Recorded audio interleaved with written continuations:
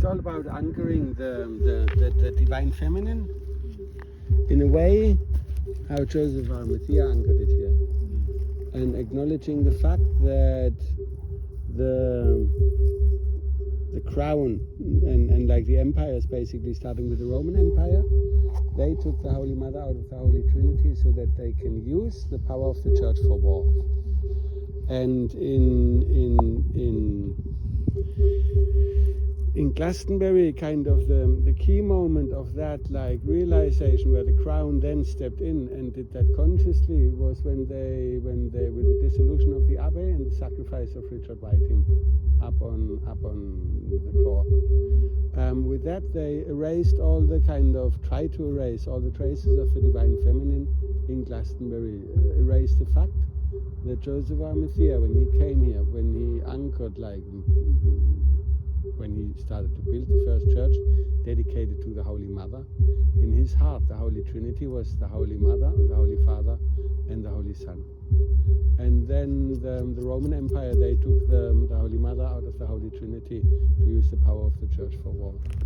And then in Glastonbury, the crown, they knew that, and so that's why the Abbey was flattened like they did. And then they used, you can see the sacrifice of Richard Whiting as kind of a black magic. You shouldn't really call it black magic, more like dark blue magic, because it had to be done like this for us to see that this is what's happening. And then this dark magic was the kind of predecessor, so to say, upon this ritual. Upon this ritual, all the slavery, the colonization, the wars, all of the death, imagine being part of this one ritual where they consciously this is what we do, and this was the moment when the crown became head of the church. What? I'm like, really?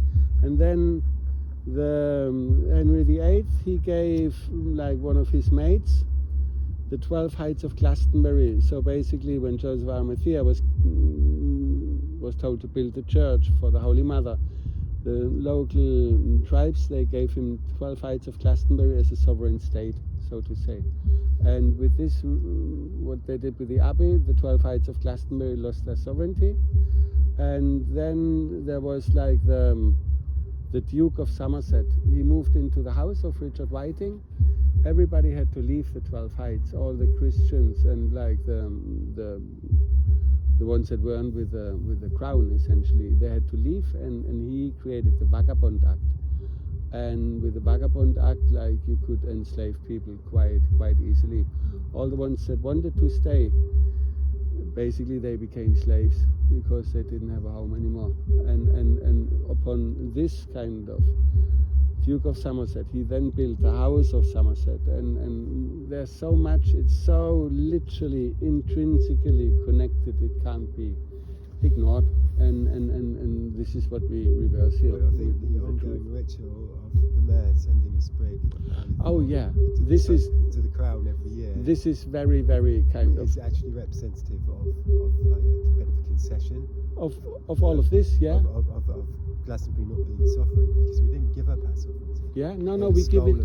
They give it away every year. Right? Every year when they cut a twig of the Holy Thorn from St. John's Church, they give this sovereignty to the crown, the oldest kind of pupil of St. John's Church, who will then during his years will always go in this church, and then they go in the church for the first time as a soldier, and then they go in the church go to war, you've got our blessings, and then they get their names written in front of the church. And it's this is literally the spell of war, and we're breaking the spell of war by acknowledging all of that.